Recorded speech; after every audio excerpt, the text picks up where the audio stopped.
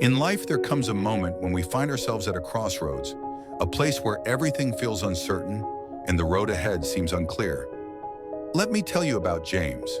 James wasn't always a man who felt lost. No, there was a time when his heart burned with ambition, when his dreams were big and full of possibility. But as life often does, it threw curveballs at him. Failed ventures, a broken marriage, the challenges of raising a child on his own. And one day he woke up to realize something. He had become stuck. Not in the physical sense, but in his mind and spirit.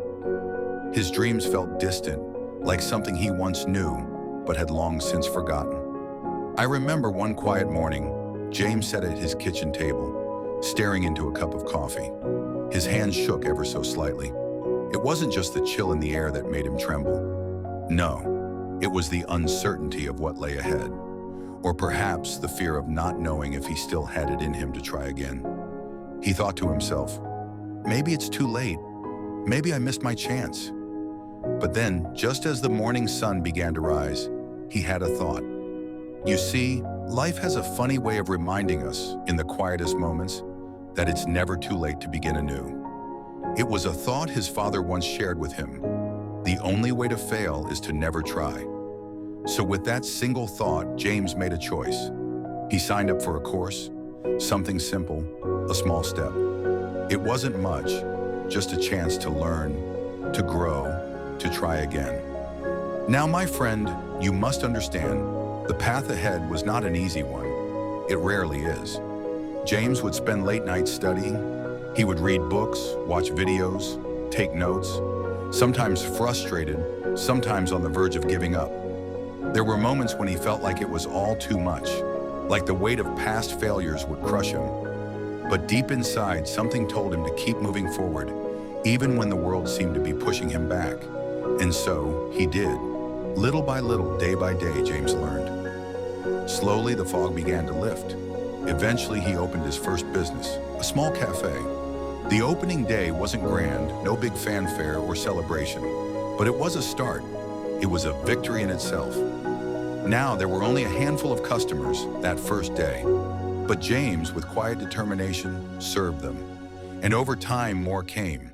They didn't come just for the coffee. No, they came because they saw something in him. They saw a man who hadn't given up, a man who had refused to be defined by his past mistakes, a man who had found the strength to try once more.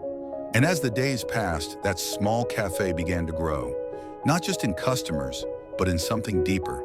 It became a place where people found comfort, a place where they could relate to James, where they felt seen. It was a reflection of him, his resilience, his heart. James didn't just rebuild his business, he rebuilt himself. You see, the real lesson here, my friend, is that the journey isn't about avoiding mistakes. It's about learning from them, embracing them, and using them as stepping stones to something greater. Every failure, every setback is simply a part of the process. James learned that the hardest thing was not the business itself, but the courage to begin again. To take that first step, even when the past tried to convince him it was too late. And in those quiet moments when he sat alone in his cafe, looking out at the world he had built, he knew something profound. That no matter how dark the road may seem, there is always light ahead, as long as you are willing to walk toward it.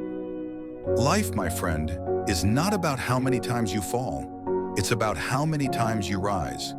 And if you are willing to keep going, one small step at a time, no matter how difficult, no matter how daunting, you will find your way.